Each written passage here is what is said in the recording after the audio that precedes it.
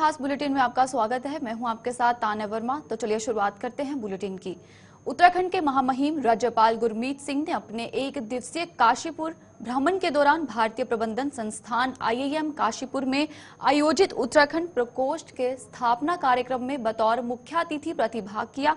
इस अवसर पर उन्होंने कहा कि परियोजना में 3 क्षेत्रों में विकास के कार्यों को लेकर राज्य के 3 प्रमुख विश्वविद्यालयों को IIM काशीपुर के साथ काम करने के लिए MOU तैयार किया गया है। उन्होंने कहा कि आध्यात्मिक पर्यटन के लिए कुमाऊं यूनिवर्सिटी, उद्यान के लिए GB पंत यूनिवर्सिटी तथा तकनीकी के लिए उत्तराखंड टेक्निकल यूनिवर्सिटी के साथ IIM काशीपुर काम करेगा। उसके उपरांत महामहिम ने दीप प्रज्वलित कर कार्यक्रम का शुभारंभ किया। कार्यक्रम को संबोधित करते हुए महामहिम राज्यपाल ने कहा कि इस शुभ अवसर पर जब एक महाअभियान की शुरुआत उत्तराखंड सेल की स्थापना हो रही है, राज्य के तेजी से विकास के लक्ष्य की पूर्ति के लिए आयोजित इस कार्यक्रम में भाग लेने पर मुझे बहुत ही प्रसन्नता की अनुभूति हो रही है। उन्होंने कहा कि जिस तरह गुरु द्रोणाचार्य ने शिक्षा के लिए काशीपुर को चुना था, ठीक उसी तरह भारत सरकार ने इस पावन भूमि को प्रबंधन के क्षेत्र में ज्ञान की गंगा बहाने के लिए IIM काशीपुर को स्थापित किया है। आज अत्यंत सौभाग्य का दिन है कि आज IIM काशीपुर के अंदर में एक बहुत ही बड़ी पहल की गई है। आज यहाँ पर एक उत्तराखंड सेल की स्थापना की गई है और हमारे 3 यूनिवर्सिटीज़, हमारे उत्तराखंड की 3 टॉप यूनिवर्सिटीज़ यानी कि Kumaon university, GB Pant agriculture university और उत्तराखंड टेक्निकल यूनिवर्सिटी के साथ में MOU आज साइन किया गया है। मकसद ये है कि हम सब मैनेजमेंट और रिसर्च के द्वारा किस प्रकार अपने विकास और अर्थव्यवस्था को अगले स्तर पर ले जा सकते हैं। हम सब ने इकट्ठा मिलकर ये भी डिसाइड किया कि हम किस प्रकार आर्टिफिशियल इंटेलिजेंस, टेक्नोलॉजी, जो मैनेजमेंट के नए तरीके हैं, मेटावर्स, क्वांटम कंप्यूटिंग, इन सब को मिलाकर किस प्रकार हम जो इंटरनेशनल कंज्यूमरिज्म है, जो इंटरनेशनल मार्केट है, उसके अंदर में एंटर करके, और उसके लिए हमको क्या करना पड़ेगा, किस प्रकार से अपना logistic chain, supply chain, branding और किस प्रकार कंज्यूमरिज्म नेटवर्क को जुड़ना पड़ेगा। मुझे आज बहुत खुशी हुई कि IIM काशीपुर ने उधम सिंह नगर काशीपुर स्थित में 13 साल पूरे किए हैं उनके, और इसके अंदर में उन्होंने बहुत बड़ा नाम कमाया है।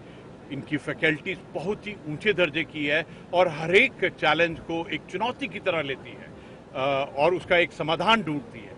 कभी कभी ऐसा लगता है कि मैनेजमेंट क्या है, तो ऐसा लगता है कि जो ह्यूमन रिसोर्स है, जो मटेरियल रिसोर्स है, जो हमारे चैलेंजेस हैं, उनको हम अपने सक्सेस की तरफ किस प्रकार से बदलाव करें।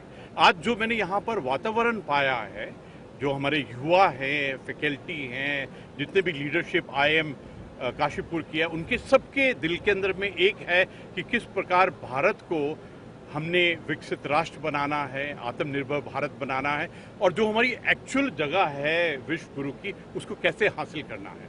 ये जो मैनेजमेंट का तरीका है और जिस प्रकार से ये रिसर्च करते हैं, मुझे याद है कि मैंने जो IIM काशीपुर की जो मेन लीडरशिप है, डायरेक्टर साहब और उनके फैकल्टी हेड हैं, उनके आज से पहले 3 बार मीटिंग की थी और दिल के अंदर में कुछ सपने थे कि किस प्रकार हम उत्तराखंड को अपने अर्थव्यवस्था में अगले लेवल में ले जा सकते हैं। जैसे मैं कहूँ तो दिल में आशा आती है कि किस प्रकार हम हनी के इलाके में, अरोमा के इलाके में, हमारा मिलेट का इलाका, हमारे टूरिज्म का इलाका, होम स्टे का इलाका, सेल्फ हेल्प ग्रुप, इसके अंदर में किस प्रकार हम अगले तह पर जाएं, अगले लेवल पर जाएं।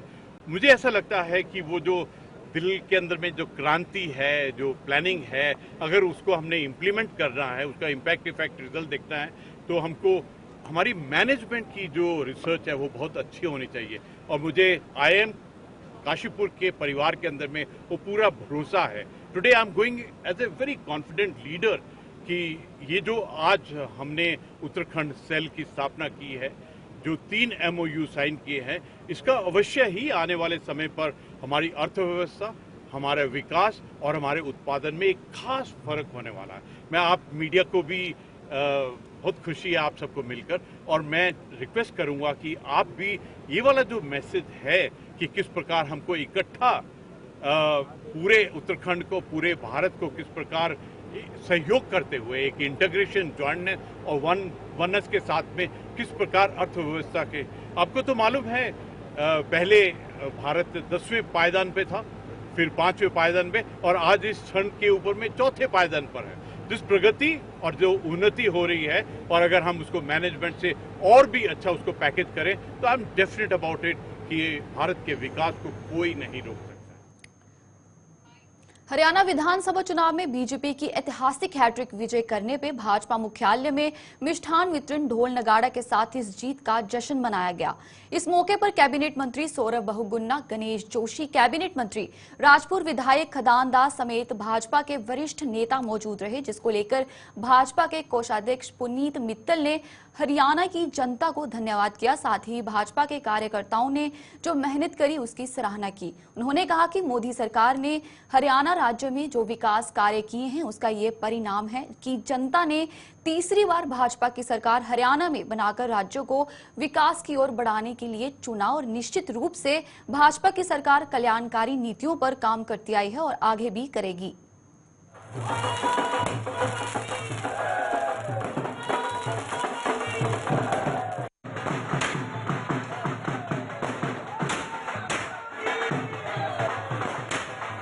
बहुत बधाई देता हूँ हरियाणा की जनता को। हरियाणा की जनता ने जो भाजपा में विश्वास जता के और पुनः सरकार बनवाई है, बहुत बहुत बधाई है। मोदी जी ने जो वहाँ विकास कार्य करे हैं उसकी वजह से जनता का विश्वास भाजपा में दोबारा आया है। सबको बहुत बहुत बधाई, और जो कार्यकर्ताओं ने वहाँ मेहनत करी है उसके लिए भी बहुत बहुत बधाई मिले। जो लोग कहते थे कि मोदी का मैजिक खत्म हो गया है, ये उनके मुंह पर एक तमाचा है। आज फिर सिद्ध हो गया है, मोदी जी का मैजिक बरकरार है। आज सारे सर्वे फेल हो गए हैं। जो हरियाणा के अंदर कहते थे कि कांग्रेस की सरकार बनेगी, आज भारतीय जनता पार्टी की अकेले की पूर्ण बहुमत की सरकार हरियाणा के अंदर बनी है। जहां हरियाणा के अंदर हमने अपनी सरकार बनाई है, वहीं जम्मू कश्मीर के अंदर भारतीय जनता पार्टी ने बहुत बेहतर प्रदर्शन किया है। ये इस बात का प्रतीक है कि देश की जनता, हरियाणा की जनता, कश्मीर की जनता भारतीय जनता पार्टी पर विश्वास करती है। उनको लगता है कि देश की तरक्की अगर कोई कर सकता है, प्रदेश की तरक्की अगर कोई कर सकता है तो भारतीय जनता पार्टी की सरकार है। इसलिए डबल इंजन का होना बहुत जरूरी है। इसलिए हरियाणा के अंदर एक रिकॉर्ड जीत भारतीय जनता पार्टी को मिली है। मैं माननीय प्रधानमंत्री जी का, मैं माननीय गृह मंत्री जी का, मैं माननीय नड्डा जी का, हमारे प्रदेश के मुख्यमंत्री पुष्कर सिंह धामी जी का, जिन्होंने लगातार हरियाणा के अंदर प्रदर्शन किया और जहां जहां उन्होंने प्रचार किया उनका 100% स्ट्राइक रेट रहा है। मैं इसके लिए पुष्कर सिंह धामी जी को बधाई देता हूँ, शुभकामनाएं देता हूँ। देखिए, मैं सबसे पहले कि हरियाणा की देश जनता को, हमारे पार्टी के कार्यकर्ताओं को, देश के प्रधानमंत्री, यशस्वी प्रधानमंत्री नरेंद्र मोदी जी को और हरियाणा के सीएम सैनी जी को बहुत बहुत बधाई और शुभकामनाएं देता हूँ। आज फिर से हरियाणा की देश जनता ने साबित किया कि डबल इंजन की सरकार में जिस तरीके से हरियाणा का विकास हुआ, जिस तरीके से देश को आगे बढ़ाने में मोदी जी ने पिछले 10 साल में अपना योगदान दिया है, जनता का विश्वास आज भी मोदी जी के प्रति है। और तीसरी बार वहाँ पर हमने सरकार बनाई है। कांग्रेस को जरा हरियाणा की जनता ने फिर से नकारा है। वहाँ के किसानों ने, वहाँ के हमारे सैनिकों ने, वहाँ पे हमारी मातृशक्ति ने, हमारे युवाओं ने, खिलाड़ियों ने मोदी जी को सपोर्ट किया है। मैं उसके लिए उनको बहुत बहुत हरियाणा और जम्मू कश्मीर में हुए विधानसभा चुनाव में हरियाणा में बीजेपी ने सारे पॉलिटिकल पंडितों के दावों को झुटलाते हुए लगातार तीसरी बार सरकार बना ली है। वहीं जम्मू कश्मीर में कांग्रेस और उसके सहयोगी दल के बहुमत से जीत दर्ज कर ली है। कांग्रेस के अध्यक्ष करण माहरा का कहना है कि हरियाणा चुनाव के नतीजों को लेकर कांग्रेस असमंजस की स्थिति में है। कांग्रेस प्रदेश अध्यक्ष की माने तो वे खुद हरियाणा चुनाव प्रचार में गए थे और वहां पर एक तरफा माहौल कांग्रेस के पक्ष में था। भाजपा की नीतियों से वहां आम जनमानस में काफी नाराजगी थी, चाहे अग्निवीर का मामला हो, किसानों का मामला हो या पहलवानों का मामला हो। इस पर लोगों में भाजपा के प्रति खासा विरोध देखने को मिल रहा था, लेकिन नतीजे उसके उलट आए हैं और इस नतीजे काफी चौंकाने वाले भी हैं। ऐसे में कांग्रेस इस पर मंथन करेगी और उन कारणों को तलाशने की कोशिश भी करेगी जिन्होंने चुनाव परिणाम को अपेक्षा के अनुरूप नहीं रखा। वहीं बीजेपी के विधायक विनोद चमोली का कहना है कि लोगों ने भाजपा सरकार का काम देखकर वोट दिया है। देखिए, अनएक्सपेक्टेड आंकड़े सामने आ रहे हैं और जो नायब सिंह सैनी बीजेपी के वर्तमान मुख्यमंत्री हरियाणा ने जो बयान दिया कि हमारे पास सारे आंकड़े और सारे संसाधन हैं और सारी व्यवस्थाएं हैं और मुझे पूरी उम्मीद है कि हमारी सरकार बनेगी। जिस समय कांग्रेस 70 पार चल रही थी रुझानों में, उस समय नायब सिंह सैनी ने ये बयान दिया था। अब समझ में आ रहा है कि वो व्यवस्थाएं क्या थी और मुझे लगता है कि पत्रकारों को भी पूछना चाहिए बीजेपी के लोगों से कि कौन सी ऐसी व्यवस्था थी कि 70 और 17 का जिसमें आंकड़ा चल रहा था, उस समय सैनी साहब ने बयान दिया बीजेपी के मुख्यमंत्री ने कि हमारी व्यवस्थाएं हैं, हमारे पास साधन हैं और हम कुछ भी हो जाए फाइनल रिजल्ट देखेगा, हमारी गवर्नमेंट बनेगी। तो वो संसाधन कौन से थे, वो व्यवस्थाएं क्या थी, इसके बारे में बताना चाहिए। नहीं, पार्टी को कभी भी नहीं लगा कि हम हरियाणा लूज कर रहे हैं। आपने पूरे चुनाव प्रचार को हमारे देखिए, बड़े उत्साह के साथ हमारे माननीय प्रधानमंत्री जी ने और पूरे तमाम के भाजपा के देश से जो नेता हैं, सभी ने वहां पर कहा कि हम चुनाव जीतने जा रहे हैं। और मैं समझता हूं कि हरियाणा की जनता ने भारतीय जनता पार्टी के कामकाज को वोट दिया है, क्योंकि वहां पर 3 मुद्दे बड़े प्रमुख थे। किसानों का मुद्दा था, नौजवानों का मुद्दा था, पहलवानों का मुद्दा था। किसानों पे अपने 24 फसलों पर MSP की बात पहले ही की थी, तो लोगों को समझ में आई। इसी तरह से जो नौजवानों का मामला है, खासकर अग्निवीर का मामला है, जिसको मुद्दा बनाने की कोशिश की गई, तो वहाँ के लोग उससे संतुष्ट हैं। और जवानों के लिए जितना काम भारतीय जनता पार्टी की सरकार ने किया डिफेंस के लिए, उतना काम भूतो न भविष्य पहले कभी हुआ नहीं और आगे भाजपा के बाद शायद कोई कर पाएगा, ऐसा मुझे लगता नहीं है। तो उससे भी वहाँ के लोग संतुष्ट हैं। जहाँ पहलवानों का जो मुद्दा था, अगर एक इंसिडेंट छोड़ दें जिसमें विवाद हुआ, उसके अलावा जिस तरह खेलों को प्रोत्साहन भारतीय जनता पार्टी की केंद्र सरकार ने दिया और प्रदेश सरकारों ने दिया है, वो पहले कभी हुआ नहीं। तो ये भी कह सकते हैं आपको, जो खिलाड़ी थे, उनके जो परिजन थे, वे सब लोग भारतीय जनता पार्टी कामकाज से संतुष्ट थे। तो इन ओवरऑल अगर आप देखेंगे तो भारतीय जनता पार्टी सरकारों का जो काम है उसको वोट पड़ा है, तो उनके कामों से लोग संतुष्ट थे, इसलिए हम वहाँ पर। कुछ दिनों पहले देहरादून IT पार्क स्थित ITDA के अंतर्गत आने वाली लगभग 90 वेबसाइट पर साइबर अटैक की सूचना प्राप्त हुई थी। हालांकि ITDA के अधिकारियों ने इसे साइबर अटैक न बताते हुए वायरस बताया था। साथ ही ये दावा किया था कि सभी वेबसाइट को स्कैन करने के पश्चात एक बार फिर से इन्हें सुचारू कर दिया जाएगा। लेकिन अब एक बार फिर ADG law and order Nilesh Anand भरने की प्रेस वार्ता से इस मामले में सवाल उठाने का काम कर दिया है। ADG नीलेश आनंद भारने का यह कहना है कि सभी वेबसाइट्स में किसी तरह का डाटा लॉस नहीं हुआ है और सभी वेबसाइट्स सुरक्षित हैं। पुलिस ने संदिग्ध साइबर हमले का नाम देकर मामले पर अज्ञात FIR दर्ज की है। ADG लॉ एंड ऑर्डर के अनुसार इस मामले का जल्द ही खुलासा कर दिया जाएगा। ऐसा नहीं है, आप देख रहे होंगे कल सिस्टम स्लो होने का आया था। जैसा आपने पूछा था कि इसका डेटा क्या करके, जैसा पहले अटैक हुआ है, मतलब कि एक वायरस डिटेक्ट हुआ है, सिस्टम इंटरप्ट हुआ है, पहले जो हमने उसको पूरा आइसोलेट किया, फिर सैनिटाइज किया, फिर सुचारू रूप से उसको हमने रिस्टोर कर दिया है। डेटा लॉस भी नहीं हुआ, ठीक है। तो ये 3 दिन जो है हमें उस प्रक्रिया पूरा जो प्रोटोकॉल पूरा फॉलो करके जो उसका पुनर्जीवित करने में जो है हमें जो है टाइम लगा। लेकिन आप इस आधार पर देखेंगे, जैसा केंद्रीय एजेंसी वाला था, उनका कहना है साहब इसको बहुत अच्छी तरीके से आप लोगों ने इसको हैंडल किया है, ताकि जो है इसका इम्पैक्ट है कुछ नहीं हुआ, except for the time which was taken for sanitising and bringing up the system, कोई लॉस नहीं हुआ इसका डेटा, क्योंकि हमारा बैकअप पॉलिसी भी ठीक था, डेटा बैकअप से मिल गया। सो सारा कुछ जैसा एज इट इज होने के बाद will our next target will be to trace out the cause. वो ट्रेस आउट भी कर रहे हैं और सिस्टम को स्ट्रेंथन भी कर रहे हैं। कोई सक्सेस मिली है अभी, लाइक नहीं अभी वो नहीं, अभी इन्वेस्टिगेशन कर रहे हैं। चलिए ठीक है, हम अभी इतने में तो नहीं है कोई सर महीना 2 महीना का भी हाल सिमिलर डेटा पूरी तरह से सेफ है आप लोगों का? कोई गायब हुआ है? नहीं, मैंने बता दिया डेटा पूरी तरह सेफ है। डेटा हमारा जो था वो कोई कॉम्प्रोमाइज वैसा नहीं हुआ है, करप्ट नहीं हुआ है। डेटा बैकअप से हमने लिया है, बैकअप से हमने लिया। सवाल एक जगह हम लोग कैसे सेफ होंगे? लगातार साइबर के केसेस। बागेश्वर के जिलाधिकारी आशीष भंडकाई ने जिले के सरकारी स्कूलों की उत्कृष्ट बालिकाओं के साथ मेरा सपना मेरा लक्ष्य कार्यक्रम के तहत संवाद किया गया है। मीडिया से संवाद करते हुए जिलाधिकारी बागेश्वर आशीष भंडकाई का कहना है कि बागेश्वर के सरकारी स्कूलों की बालिकाओं को जिला स्तरीय कार्यालयों के कामकाज से अवगत कराया जा रहा है, जिससे बालिकाओं को आगे बढ़ने में मदद मिल सके। जिला स्तर पर उपस्थित महिला अधिकारियों से स्कूल की बालिकाओं को प्रशासन की कार्यशैली से अवगत कराने के आदेश दिए गए हैं।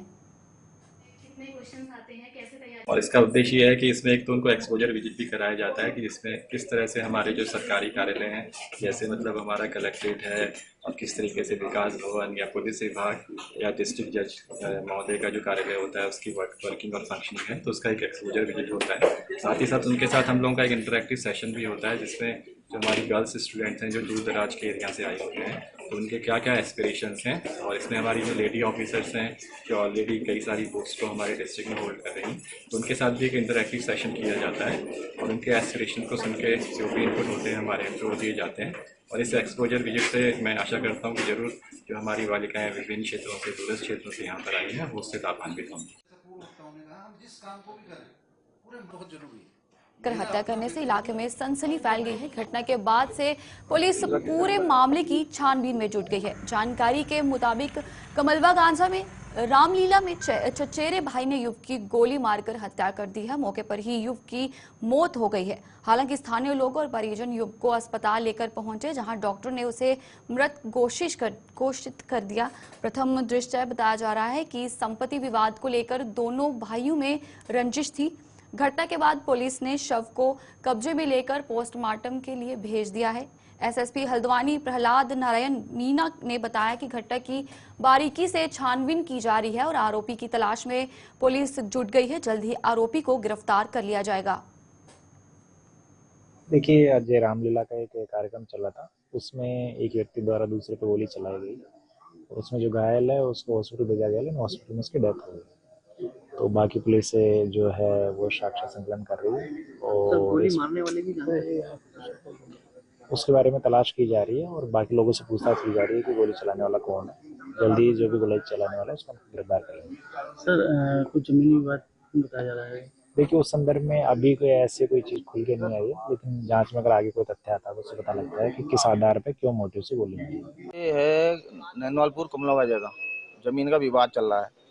वो जमीन है, वो जिसकी जमीन है वो गुजर गए, वो जमीन में कब्जा करने के उसमें इन्होंने गोली मारी है। उमेश नैनवाल को जो इन्हें गोली मारी वो दिनेश नैनवाल है, ताऊ का लड़का ही, और ये मारी है रामलीला में, कमलवा जगह रामलीला चली है वहीं मारी है। कोई पकड़ में आया नहीं है? अभी नहीं आया, अभी तो भागा है, रिपोर्ट करा दी है। अब बाकी तो खोजबीन यही करेंगे पुलिस वाले। पुलिस क्षेत्राधिकारी भास्कर लाल शाह के द्वारा थाना कालसी का निरीक्षण किया गया। इस दौरान सेरेमोनियल ड्रेस से सजे गार्ड के द्वारा उन्हें सलामी दी गई। उन्हें सलामी देने के पश्चात क्षेत्राधिकारी के द्वारा सर्वप्रथम सरकारी संपत्ति व असलाह तथा दंगा नियंत्रण उपकरण, आपदा उपकरण का निरीक्षण किया गया।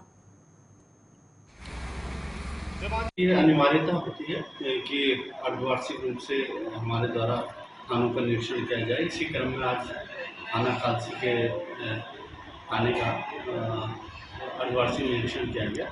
इसमें मुख्य रूप से जो यहाँ की साफ सफाई, बिल्डिंग का रखरखाव, रजिस्टर हो, जो डॉक्यूमेंट्स हैं उनका रखरखाव, तथा जो विशेषकर जो माल मुकदमाती है उनका निरीक्षण किया जाता है। और इनको ये हिदायत की गई कि काफ़ी माल जो लंबित पड़ा हुआ है उनका शीघ्र निस्तारण किया जाए। इनमें एमवी एक्ट हो गया, NDPS का माल हो गया, एक्साइज एक्ट का हो गया, अन्य जमा तलाशी हो गया, और भी अन्य माल हैं उनका शीघ्र निस्तारण के, जिनकी अपील अवधि और न्यायालय से निर्णित हो गया। काशीपुर बार एसोसिएशन द्वारा काशीपुर के बार भवन में एक प्रेस वार्ता आयोजित की गई, जिसमें तहसील भवन के स्थानांतरण को लेकर चर्चा की गई। आयोजित प्रेस वार्ता के दौरान काशीपुर बार एसोसिएशन के संसद अधिवक्ताओं ने एक स्वर में तहसील को SDM कोर्ट परिसर में स्थानांतरण करने की मांग की। इस दौरान बार एसोसिएशन काशीपुर के अध्यक्ष अवधेश कुमार चौबे ने कहा कि लगातार मांग के बावजूद शासन और प्रशासन द्वारा उनकी मांग के प्रति अनदेखी की जा रही है। उन्होंने सरकार से तहसील को SDM कोर्ट कार्यालय परिसर में शिफ्ट करने की मांग करते हुए कहा कि एक छत के नीचे सारे कार्यालय होने से जनता को सुलभ व सस्ता न्याय मिलेगा और अधिवक्ताओं को भी एक ही जगह काम करने से समय की बचत होगी।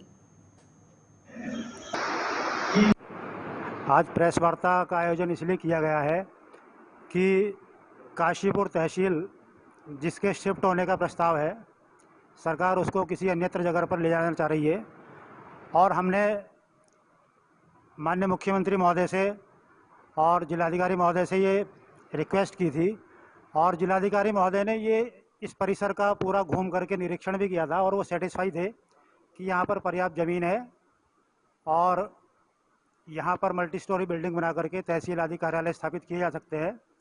परंतु उनके जाने के बाद ये प्रस्ताव पता नहीं कैसे चेंज हुआ और तहसील को किसी अन्यत्र स्थान पर ले जाने का एक प्रस्ताव पारित हुआ। तो हम उसके विरोध में और अपनी बात मनवाने के लिए, अपनी बात समझाने के लिए कि सबसे उचित विकल्प कचहरी परिसर है, इसलिए हम अपनी बात सरकार तक पहुंचाने के लिए आज ये प्रेस वार्ता कर रहे हैं। अभी जैसा कि हमारी जिलाधिकारी महोदय से एक मीटिंग हुई थी और उसमें हमारे जनप्रतिनिधि भी थे, शासन प्रशासन के लोग भी थे। वहाँ पर ये तय हुआ था कि जल्दी ही एक कमेटी बनाई। रुड़की नगर निगम की टीम रामनगर में अतिक्रमण हटाने पहुंची, जहां टीम को व्यापारियों का विरोध झेलना पड़ा।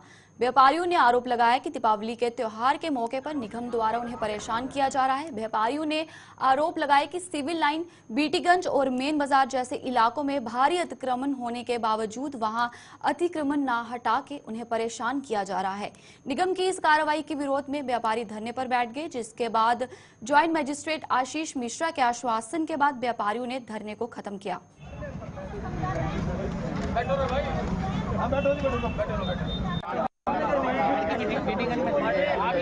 मेरे संज्ञान में काफ़ी शिकायतें आई थी कि कतिपय लोगों द्वारा जो है फुटपाथ पे और सड़कों पे जो है अतिक्रमण किया जा रहा है और ये अतिक्रमण जो है खासकर पर त्यौहार के दिनों में जो है थोड़ा सा अधिक हो जाते हैं।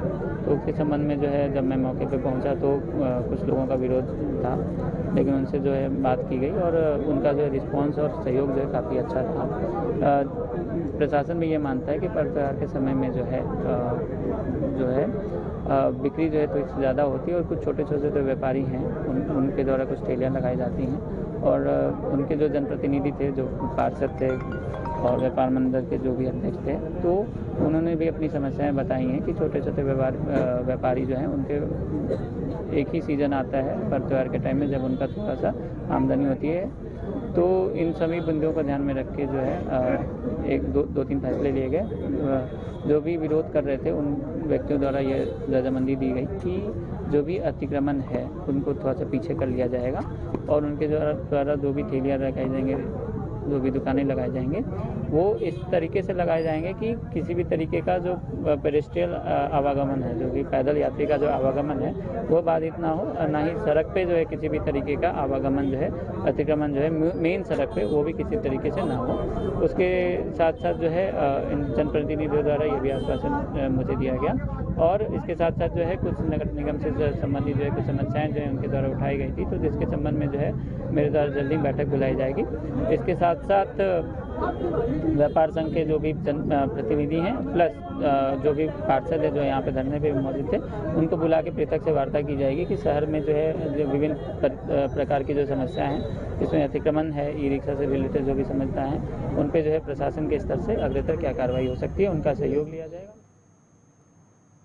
पशुआधूर में जिलाधिकारी के द्वारा सीलिंग की भूमि पर रोक लगाई गई। इस संबंध में कांग्रेस के पदाधिकारियों ने उप जिलाधिकारी विकासनगर विनोद कुमार के माध्यम से सरकार को एक ज्ञापन दिया और कहा कि सीलिंग की जमीन पर जो लोग 50 वर्षों से निवास कर रहे हैं उन्हें मालिकाना हक दिया जाए। उनका कहना है कि लोगों के द्वारा लाखों करोड़ों रुपए लगाकर मकान बनाए गए हैं और उन्हें नहीं पता कि सीलिंग की जमीन क्या होती है।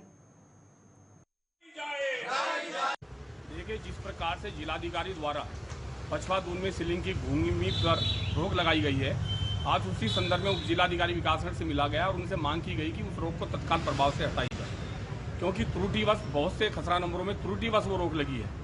आज से 50 साल, 60 वर्ष पूर्व, 30 वर्ष पूर्व, 20 वर्ष पूर्व लोगों ने यहाँ अपनी मेहनत की कमाई से, गाड़ी कमाई से, पसीने की कमाई से भूमि खरीदी थी। आज उसमें लोगों ने मकान बना लिए हैं, किसी ने 5 हिस्से में, किसी में 4 हिस्से में, और उनमें एक भय का माहौल पैदा हो गया कि हमें कहीं उजाड़ ना दिया जाए। कुछ लोगों द्वारा, असामाजिक तत्वों द्वारा भ्रमित किया आपके मकान को तोड़ा जा सकता है, सरकार द्वारा गिराया जा सकता है। तो उसी संदर्भ में हमने उप जिलाधिकारी के माध्यम से और डीएम के माध्यम से मुख्यमंत्री जी से मांग की है कि वो आप तत्काल भाव से इस सीलिंग की भूमि को फ्री होल्ड करें और जो लोग उसमें बासिंदे हैं, जिन लोग मकान बना लिए हैं, उन्हें अतिशीघ्र मालिकाना हक देने का काम करें। जो मकान टूट जा रहेगा, देखिए मकान तो उत्तराखंड के इस खास बुलेटिन में इतना ही। मुझे दीजिए इजाजत।